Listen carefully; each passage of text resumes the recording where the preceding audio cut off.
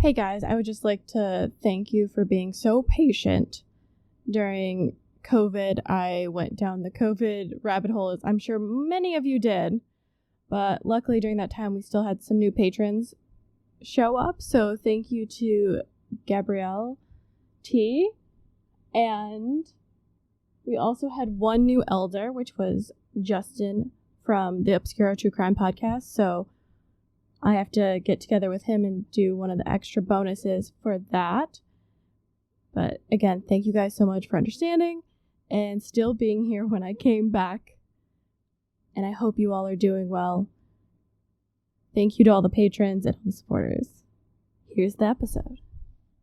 Welcome back to the Cult of Domesticity. I'm here with Kelly from Boobies and Noobies, which some of you have heard me talk about on here a lot. Do you want to tell everybody what your podcast is about? Oh, absolutely. Yeah. Well, first of all, thank you for having me. I'm so excited to be here to talk about murder and war. You know, I don't usually get to talk about that. Yeah. Oh, yeah. I aim to please. Yes. Well, Boobies and Noobies is a romance novel review podcast, and we review romance novels, usually newer ones, with guests who have never read a romance novel. Most of the time. Sometimes I make exceptions depending on who the guest is. But it's been a fun adventure, just kind of like the whole goal being to introduce new readers to the genre and, of course, you know, entertain readers of romance already and, you know, spread a little joy in the world, especially in this world we're in today. Oh, it is. The podcast is definitely full of joy in some of the situations that these romance novels like put you in. You're just like, what is happening? Yeah. Why is this happening? Yeah. You know what? And I'm sure there's romance novels out there that, you know, are on the more tragic side, but that is not the kind that I read. That is not the kind that I promote. Like, I am all about the happily ever after. So every book we read is, you know, whether it's a paranormal romance, historical romance, contemporary romance, I make sure that we have a happy ending to share with the world. That should be your tagline, making sure everybody gets their happy ending. Yeah, it's true. It's true. On so many different levels. Wink, wink, nudge, nudge. Yeah, we've already been talking. We're still in quarantine, guys. It's still happening. Oh. You know, it's at the point where it's like I find myself getting like too comfortable almost. Like I don't want to adjust to this being like my new normal. Yeah, it's definitely, I hit probably about a month plus in, I hit the, this is just going to go into depression stage, which is fun. Yeah, fun for all, fun for many. Ugh. It's fun for many, especially because the weather in Ohio has been so bipolar. You know, we're supposed to, as of when we're recording this, the threat of snow has been thrown out. Yeah, it's not. Well, and I don't know what's worse. Like, is it worse? Like, I live in LA, and when we first started quarantine, it was actually like really rainy and gross weather outside, which, you know, rain in LA might as well be the end of the world because LA doesn't know how to handle weather colder than 80 degrees. And, but now we're having these beautiful, sunny, hot days, and I don't know what's worse, to like have to stay inside during that or to stay inside when it's like gross outside and you don't want to go out. I think if it was balancing out where you have like some nice sunny days, some rainy days, so you can like feel better. But yeah, all or nothing is kind of sucking. Yeah. At least Ohio has not had any more tornado warnings because we've had 2. Well, there you go. It's not fun. You're finding the bright side. I'm trying. Who knows? But let's talk about another dark thing, murder. Yeah. Kelly, are you ready? I'm so ready.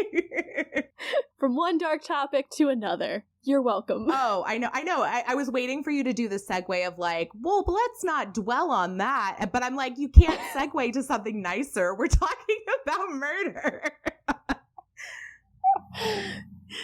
It's fine. Guys, you guys should be used to it by now. You know what you're coming for. Darkness. Yeah. Depressing things. That's what keeps them coming back, spin. Right? I mean, come on. Yeah. Whenever you're ready. Okay, so let me tell you, I was born and raised in Alameda, California. It's a, believe it or not, small island in the San Francisco Bay.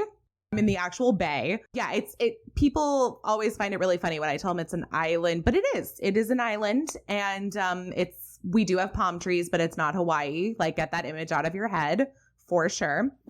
And it's right across from San Francisco. And, if you need to know fun facts about Alameda, here you go. Here are some things you should know.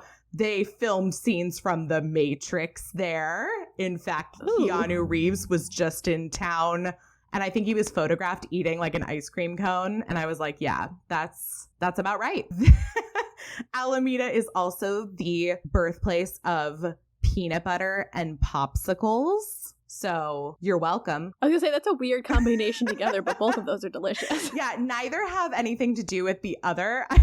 Those were like the two that I'm like, okay, people need to know. We have like a peanut butter festival every year called the Peanut Butter and Jam Festival. And oh my God, that sounds amazing. Yeah, I know, right? Who doesn't want peanut butter on everything? And then we used to have an amusement park that was back in the heyday, like 1920s on the beach called Neptune Beach. And that's where they came up with popsicles. So this was all before my time in Alameda. But when you asked me, was there like a crime or a mystery like that was kind of from the area, I looked up Alameda. It's a very quiet city. I mean, I call it a town because it feels like a town, but I guess it's a city. Mm-hmm. And, but we're right next to San Francisco. And I feel like San Francisco has so many memorable stories, like the Zodiac Killer, the Unabomber, part of the Lacey Peterson story takes place in the Bay Area. That's where he dumped her body. So I was trying to like find something that I was like, well, you know what? I want to find something that maybe people don't know about. And I found one that I didn't even know about it. So I am excited to share this story about Stevie Allman. And this takes place in Oakland. Can I just say, best name? Stevie Allman. Yeah, I know. Stevie, I'm like torn between like Stevie Nicks and Stevie from Schitt's Creek Stevie, because it's a female Stevie. Yeah, I like it. But anyway, there's a character on Schitt's Creek named Stevie. This woman's name is also Stevie. Stevie Allman. Like the Allman Brothers, but Stevie. And when I was doing my research, I was trying to find other podcasts that had maybe covered it. And I really only found one episode. Like, there might be more, but the only one I could find was from a February episode of this year from Half Sisters Whole Crime podcast. Great name, right? I love that name. That is a good one. Yeah. And so I listened to their episode. I definitely did a lot of research and found most of the information from news articles. So Here we go. I'm taking you back to the late 90s. And this is love it. Yeah, great time to be alive, right? So Y2K.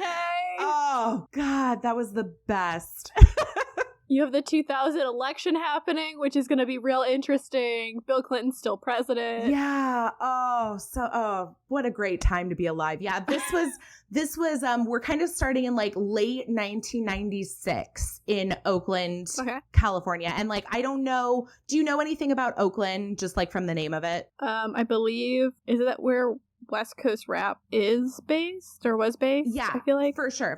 That's definitely part of like ingrained in the Bay Area. And Oakland in general, like even when I was growing up, and I was growing up in the 90s, Oakland has been known as like a murder capital of America for like as long as I've been alive. Like, they've definitely turned things around in the last few years, but in the like late 80s, early 90s, the violent crime rate rose significantly. They were topping the charts as murder capitals of America.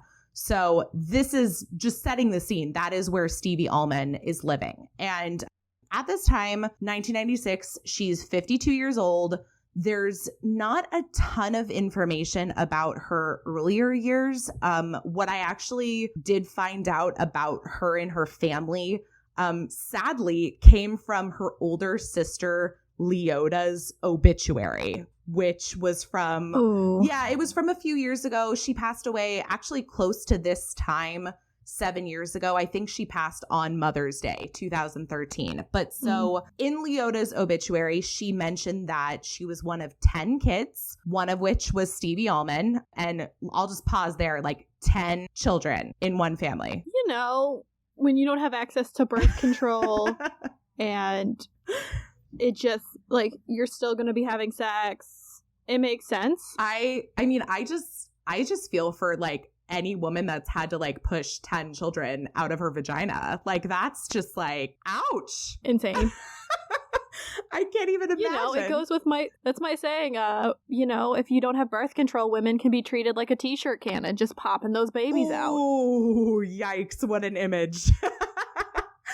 But you know it's kind of true because naturally you have, if you're breastfeeding, you have 2 years between kids. Right. With the whole birth and weaning process. So you literally are popping them out, like, pretty quickly, and it's like the closest imagery you can think of, and it's violent and aggressive on your body. Yeah. Yeah. And that's why a lot of women would have, like, a couple kids and then pass, because dangerousness. God, yeah. Well, okay. So this is a family of 10 children. And I'll mention a few of them in this story. But so Stevie is 52. Leota is the oldest of the kids. And she mentions, they mentioned in her obituary that this had been a very troubled family, like from the get-go, and that they would sometimes leave town wherever they were living in the middle of the night with, you know, just at the drop of a hat. And they lived in places like an old chicken coop, a mud house, a storm drain, inside a car. So, I mean, this is a family of 10 kids that is just, you know, I mean, I feel like that's got to be hard to provide for no matter what your financial means are. And 10 kids, yikes. Yeah, you're living at the bottom of poverty level. You're barely scraping by. Yeah. And just, so, I mean, it seems like Stevie and her family were just moving place to place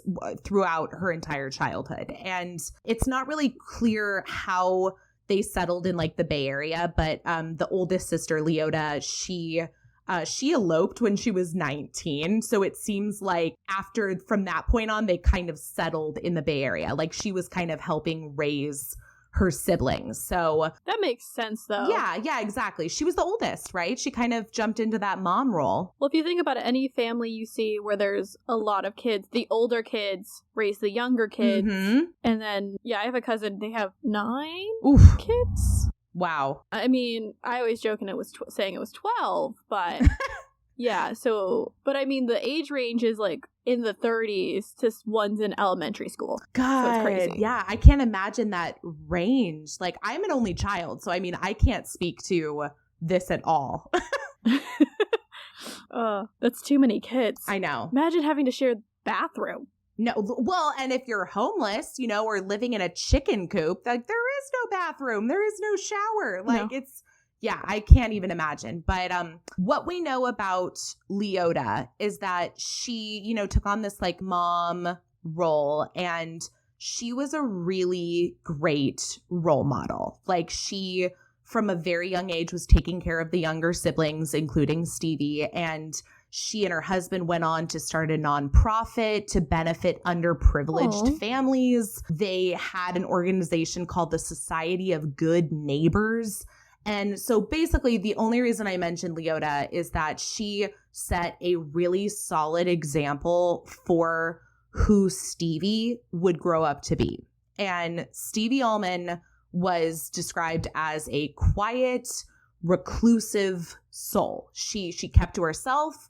She had been employed as a secretary, but around the time that our story starts in the late 96 era, she was unemployed. You know, as we know, unemployed people need hobbies. They need things to do.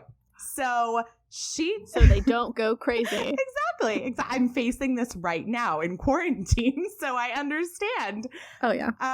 But she decided that, you know, she was going to play Lil Nancy Drew up in here and love it. Start doing a little sleuthing. Which, I mean, Detective Stevie Allman. Oh, that's such a noir. Oh my gosh. Isn't that so? Seriously, I would watch that. So yeah, she becomes, I won't even say she's like detective, because she literally is doing this all from her, like, the windows of her house. She notices drug deals going down in her neighborhood from inside her house, like looking out the window, them just happening on the streets. And she starts giving tips to the police. She starts saying, hey, look, this stuff is going down outside. I just want to clean up the neighborhood. And she wasn't looking for a reward. She wasn't looking for praise. Like, she was literally just doing good. That's all she wanted to do. And she just wanted to take care of her community and make it safe, which is so admirable. I know. Well, and think about this. This is where it gets really crazy to me, because this is in the 90s, and she starts videotaping what's happening outside from inside her window. I'm just like wondering, like, the level you would have to go. This isn't like pulling out your iPhone and like just taking a quick video. Like, so for our younger listeners, we had a video camera in the 90s.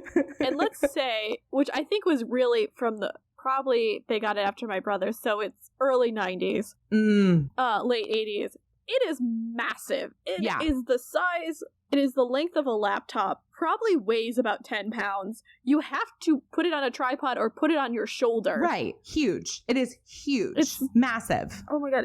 It's so heavy. And you have to put actual tapes in it. Right. So I'm just like, the amount of work that goes into like videoing these things happening outside her window, like, you have to put that into context with the fact that it's 1996-ish. So I was very impressed when I read that she was doing this and then giving the tapes to the police, which I'm like, okay, I hope someone was reimbursing her for those tapes, because that couldn't have been cheap. Oh, yeah. On unemployment? Oh, no. God. I didn't even think about the cost of the tapes. Oh. Yeah. So. And I mean, I'm thinking of early 2000s video cameras where you had cassettes in there. Those weren't even cheap either. I know. And that's like what I was picturing, were like the giant cassette tapes.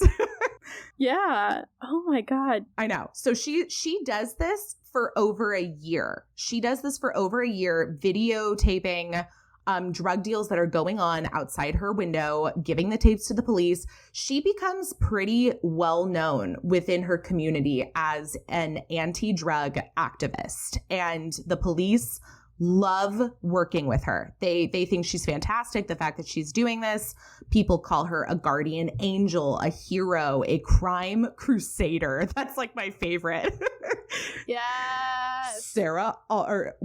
A Stevie Allman crime crusader. Like that, I can just see it right now. So obviously, as well known as she's getting and being praised for it, it's only a matter of time before like the drug dealers and gangs realize that something's going on, right? So, and in the span of a couple months, there are 2 separate firebombs set off outside of her house in attempted attacks to, either scare Stevie off or, just kind of take her out. I don't know. Either way, they're not effective enough where like she's injured, but the fire department's called, it's filed with the police, and then our real story begins on July 1st, 1997, when firefighters respond to a 2-alarm alert at Stevie's house. It's a working class neighborhood in East Oakland. It's the middle of the night, and this is the 3rd firebomb supposedly that's been set off at her house, and her house is completely destroyed. She makes it out. She's severely, oh, thank goodness. Yeah, severely burned.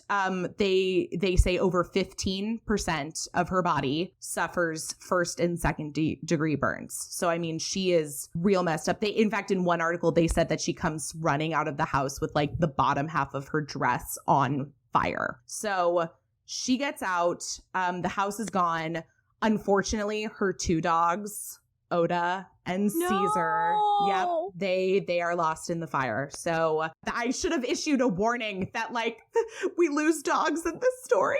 Let's not lie. A lot of people, you can hear horrible things happening to people, but animals, how dare you? I know. It makes me so angry. I'm just like, I don't know why you would ever hurt puppies. But so she's taken to the hospital. The firemen and police quickly determined that this had to be arson. And I mean, coupled with the fact that there had already been a couple attacks on her house, it makes sense. Like the first thing that they think of is, oh, it's the drug dealers. They're back. They're out together. So they take her to the hospital. She's recovering there from her burns, and people are behind her 100%. Like they are determined to figure out who would dare try to hurt this angel of a woman. So, I mean, even the police, they vow to capture the people responsible for, and I quote, this cowardly act. And there's a lot of great quotes, by the way, in this. So I hope you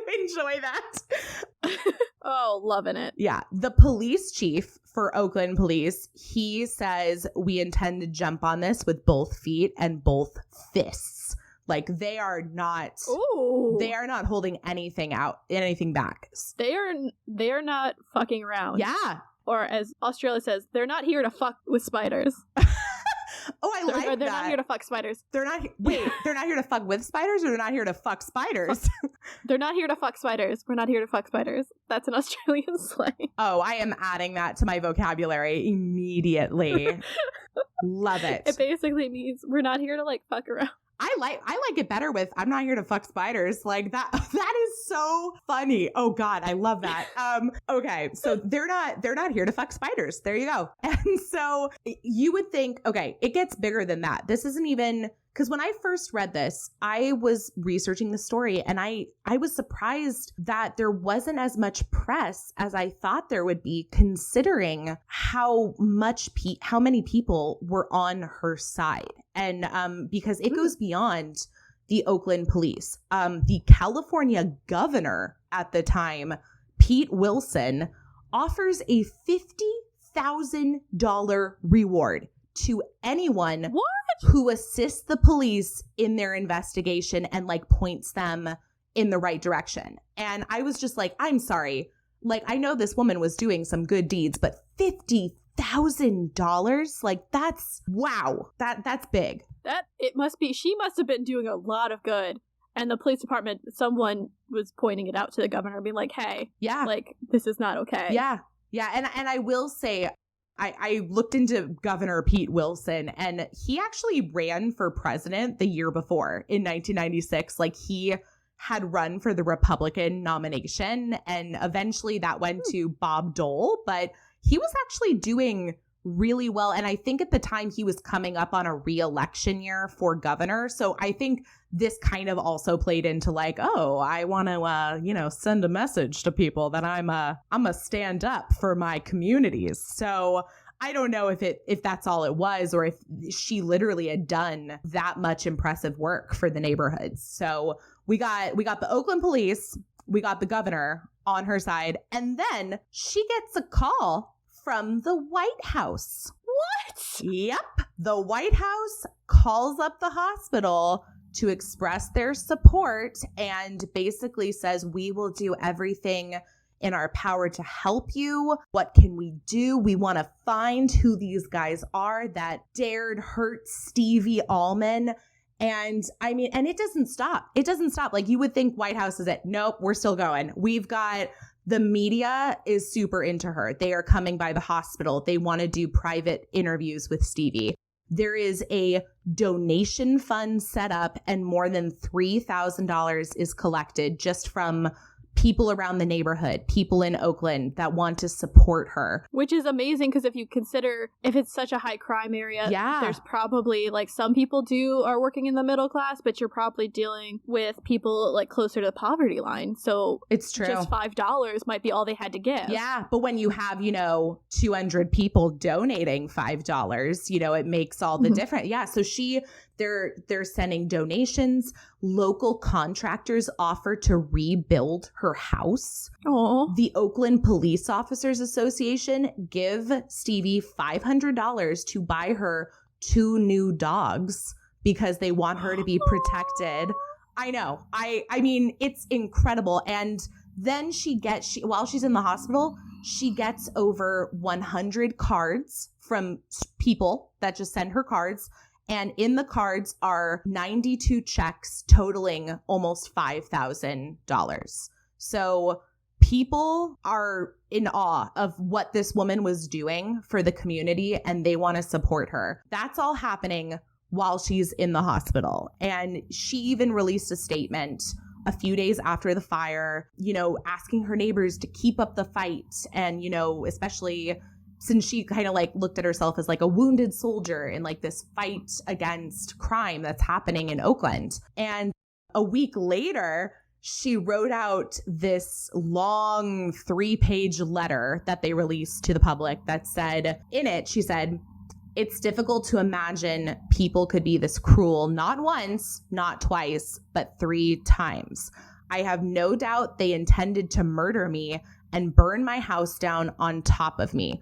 Their warped minds thought this act would clear the way to do their dirty dealing without resistance from me, and at the same time scaring everyone else along 50th Avenue and beyond into a terrified slave state." So she, she was very public. Yeah. And this is my favorite part is she goes on to basically identify the people that supposedly set this fire in her statement by saying, "Those drug dealers were wearing smiles as their cohorts simultaneously lobbed 4 1-gallon glass containers of flammable liquid into my home. The liquid covered every exit, splashed all over my dogs and myself. In just seconds, we were engulfed in flames. Well, guess what? Their ill-conceived plans have backfired and blown up in their faces, no pun intended."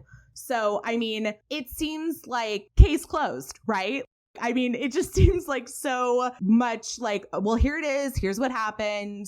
I'm okay. Thanks for supporting me. Let's move on. Simple enough, right? And the fact that they were using Molotov cocktails, I mean, they are pretty good at starting fires, and it got on her and her dogs. The fact that she's alive is impressive and remembers who it is. So, right. Unfortunately, I feel like that's going to put a target on her even larger. Yeah.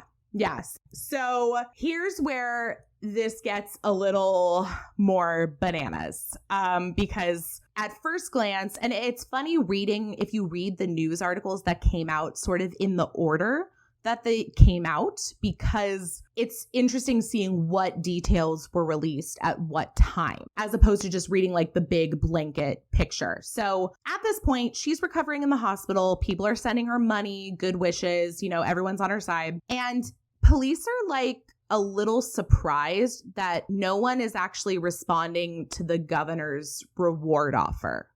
They're thinking, well, this is weird. We're talking about a place where, people could use this money. So I mean, are people just scared to out the drug dealers behind it? What's the story? Why don't people want $50,000? Yeah. And I get that area. I could see where that would be. If you snitched, that might be a problem. So I do get that, but especially because they tried to burn her house down 3 times. Right. That is scary. Right. And so, but that's one side of it. And then other things start to happen a few miles, about an hour south of Oakland, in a city called Scotts Valley. And I know the city because my uncle grew up there. So, and is his name Scott? It's not. But you know what? He used to be a cop. So I feel like I'm going to have to talk to him after reading about this case. Oh, yeah.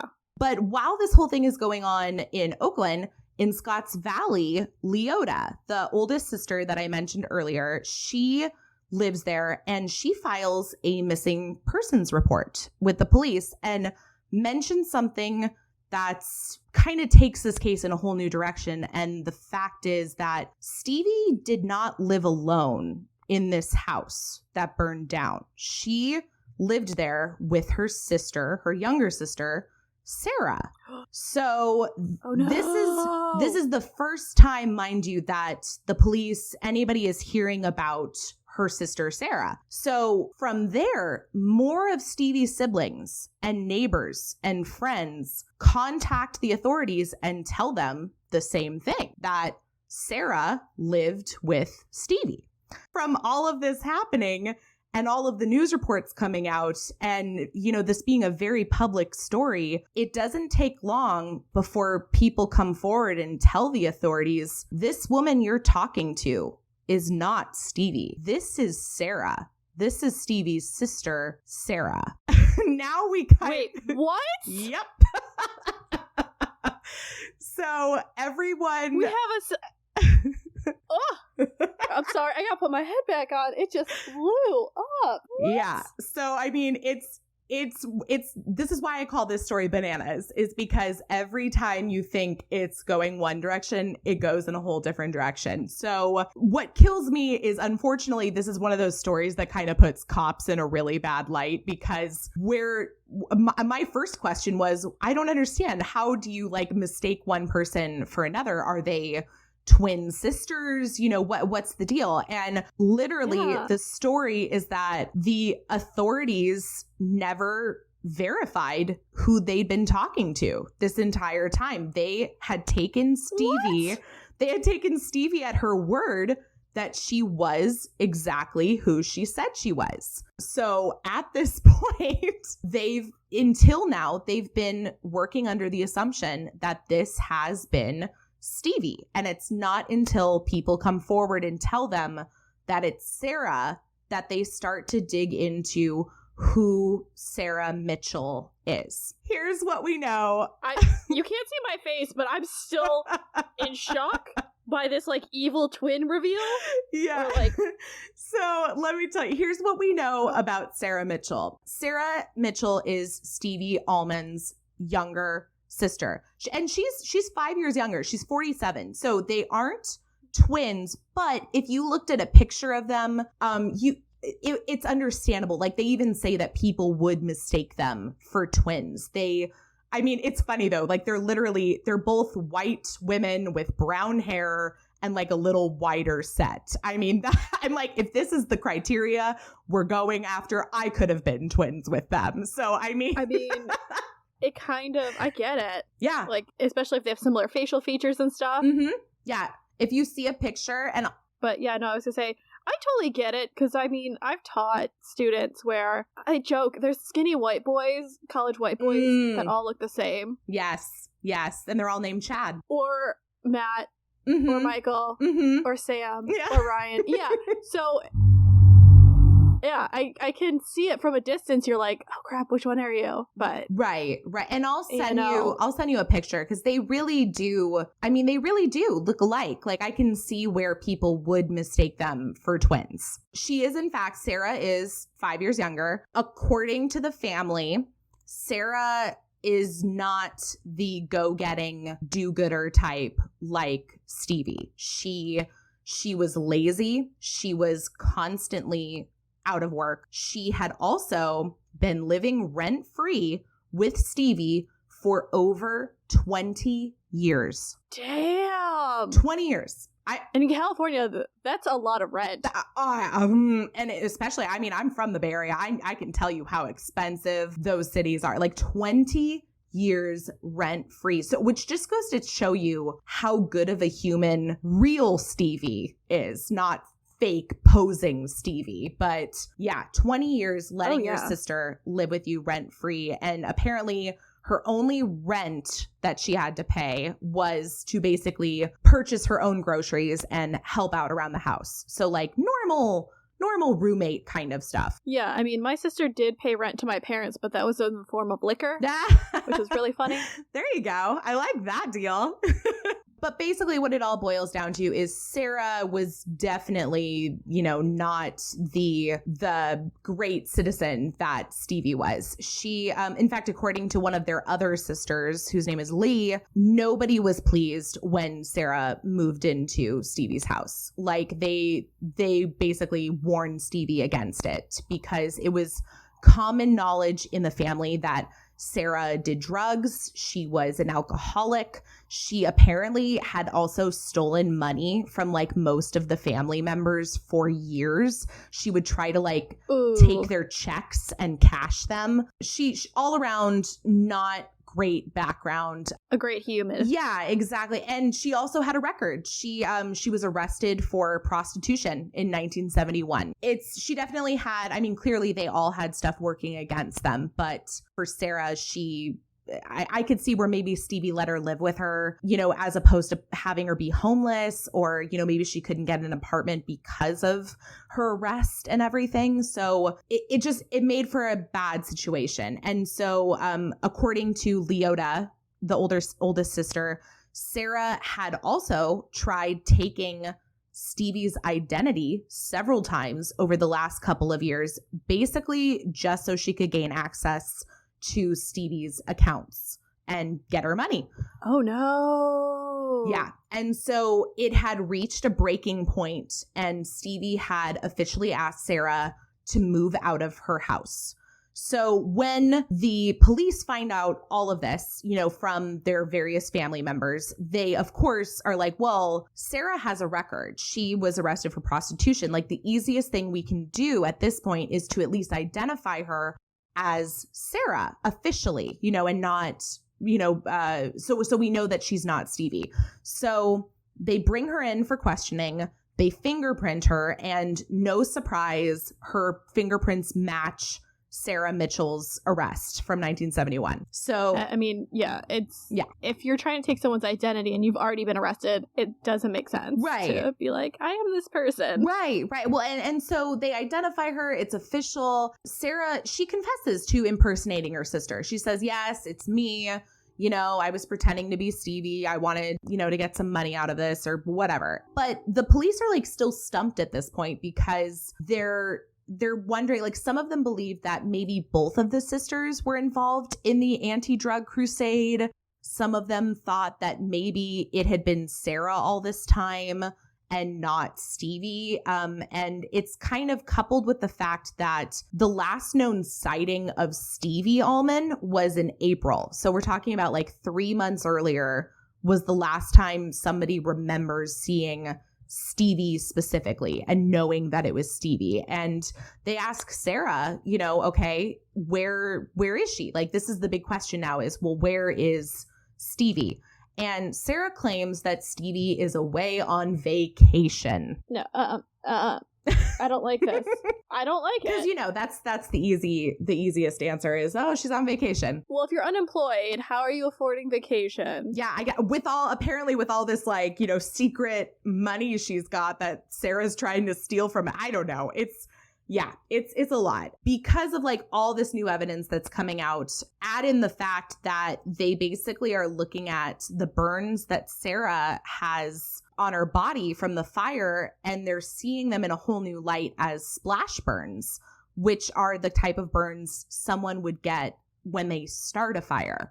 So people are now starting to assume, okay, we can't put all of this together yet, but it seems like she might be involved with whatever happened. Like, we're not sure, but it does seem like that could be the case. And all we can do at this point is we have to find Stevie. They're a couple weeks in now. Wait, this bitch burned the dogs. I mean, yeah. I know. Fuck her. I know. She, yeah. Oh, believe me, it gets worse. So we're also the other theme of my podcast. It's gonna get worse. Yeah, there you go. And you know what? It does. A couple weeks into July. So this all happened July 1st. Now we're into mid-July of them trying to steer this investigation in a new direction. Police return to the scene of the crime. They go back to Stevie's house and they're like, we have to maybe we can find some sort of clues that will like lead us to where Stevie might be. You know, is she on vacation? You know, has she been taken? What's the deal? So they're searching the house, or what's left of it, for any sort of evidence of where she could be, and they bring along their police dogs. And of course, love it. The police dogs zero in on a deep freezer. If you're gonna burn down the house, don't leave her in the freezer. I know. Those things are very well constructed. This is where I was like, well, you're not as clever as I thought you might have been, because they find this deep freezer in the house. It has, as if that's not suspicious enough, it's been duct taped shut. Like somebody has duct taped shut the freezer. I mean, that actually is, because it's sealed. So that's good sense until you try to burn down the house, because then the smell can't get out. Yeah. I don't know. This is poor thinking all around. Here we go. So in the freezer, they find a badly decomposed, partially dismembered body. They can't, it's very disfigured. So they cannot immediately identify this body as anyone in particular. So the guesses and, thoughts about like what could have happened. It could have been, they even think that the police even think that maybe the arson attempts and the suspected murder are not related. It could have been that Sarah committed the murder and then burned the house, or it could have been that they had nothing to do with one another. It could have been the drug dealers. Like, they're still not putting everything together. But when the coroner identifies the remains as Stevie Allman, they deduce that she was not in fact killed in the fire. She was bludgeoned to death. She was hit over the head before being dismembered, and that's the cause of death. They immediately turn back to Sarah.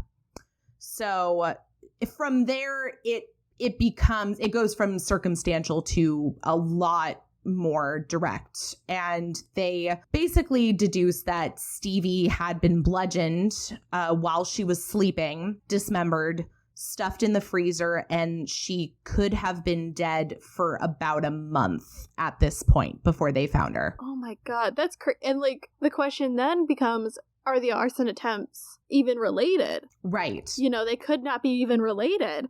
And that's, oh my god. Yeah. They arrest Sarah. They arrest Sarah Mitchell, Stevie's sister. They allege that Sarah killed Stevie and she tried to burn the evidence when her older sister threatened to cut her off from the money from living in her house. It's not completely clear how this happens, but eventually Sarah does confess to Stevie's murder. She does, in fact, confess to killing her. From there, it's pretty case closed. They take it to trial, and in December of 2000, she is found guilty by a jury of first-degree murder with special circumstance of financial gain. The Allman family, they even plead with the jury to reconsider the death penalty because the prosecutor pushed heavily for the death penalty, and that governor that I had mentioned earlier, he was actually known for kind of bringing back the death penalty in California. It's interesting that the family then, specifically said, we do not want our sister to die. Like, we've already lost one sister. So, I mean, I guess that's kind of it makes sense. The reasoning. She's getting punished for it. So she's already getting punished for it. And yet I could see them being like, you know what? We already lost Stevie. This is already horrible enough. And, it probably, yeah. I mean, as much as you're angry at that sibling for everything they've done, death penalty, one, it brings up a lot more trauma and pain than I think most people realize, because there's so many appeals built in. So you have to keep revisiting that pain. Yeah. All the time. Yeah. Yeah. And so the jury listens. They don't go for the death penalty. They instead sentence Sarah Mitchell to life in prison with no possibility for parole. And I thought this was an interesting addition. She was also barred by the Alameda County Superior Court judge from profiting from the June 1997 slaying of her sister, Stevie Allman.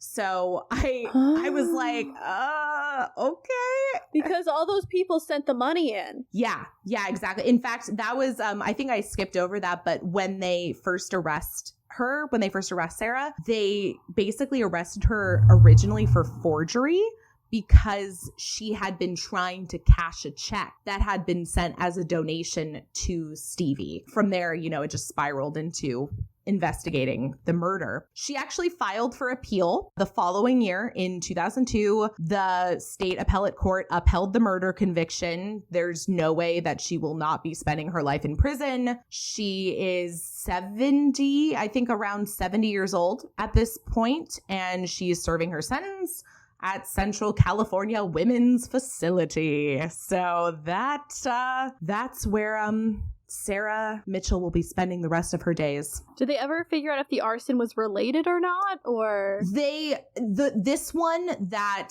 burned down the house was credited back to Sarah Mitchell. That they basically put together all the pieces saying that she killed her sister while she was sleeping, cut her up, put her in the freezer. I don't know why the thought was to then burn down the house. I mean, I feel like the best, way to do it would have been to just go on living life and assuming the identity of Stevie, but she, I guess, wanted to destroy the evidence and thought that burning down the house would do that. I guess if you would have left Stevie in the bed and burned the house, it had made it look like you burned that house down then, but I mean, if you left her in that cooler, it seems like it would have allowed her to decompose where you would just get down, depending on if the freezer was on or off. Yeah. And destroying all the evidence. But yeah, it seemed like it was one too many steps.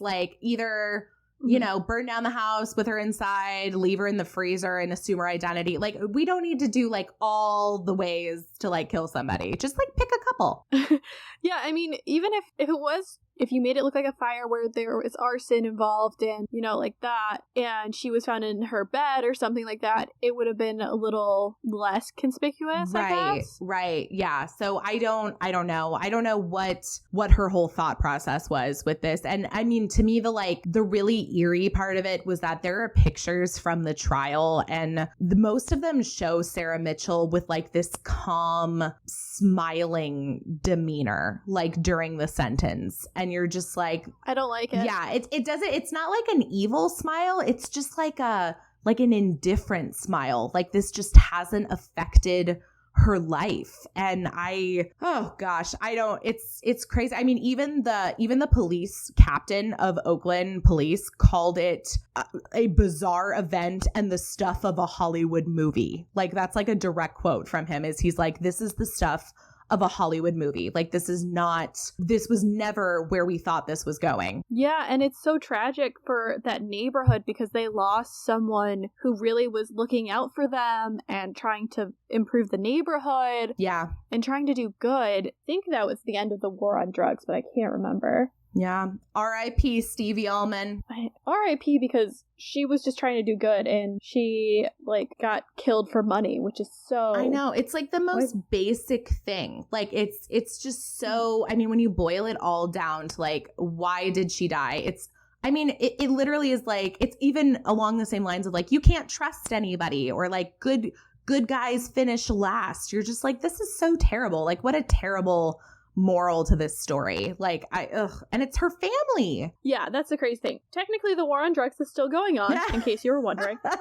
Okay. I thought we're scaling back, but yeah, it's in the 90s. It's still pretty prevalent. Mm-hmm. So yeah, it's Well, and I know this area too that she lived in, and Oakland has its rougher parts too, and this was definitely a rougher part still today. So, I mean, in the 90s, I could see where that would be extra really dangerous. Yeah, for sure. So, and I'm this all came from basically various news outlets, and I unfortunately discovered this blog at the very last moment that had links to, I guess, a few different documentaries or docuseries that cover this case. So there's an episode of Deadly Women. There's one called My Evil Sister, Dead Ringer. I don't know if that's the name of the show is My Evil Sister. And then the episode is Dead Ringer. Yeah. And then the other one is called Blood Relatives, Hell's Bells. All of these sound like ID or Oxygen's episodes, and I'm here for it. And I wish I had watched them because I I really do. I mean, I find this just so fascinating because I'm an only child. I don't understand. I don't know. I've always especially as an adult, I've wished that I had siblings. So the idea of killing one of your siblings, let alone killing them simply because you wanted a few bucks, just seems so outrageous to me. So it's insane. That's why I chose this story.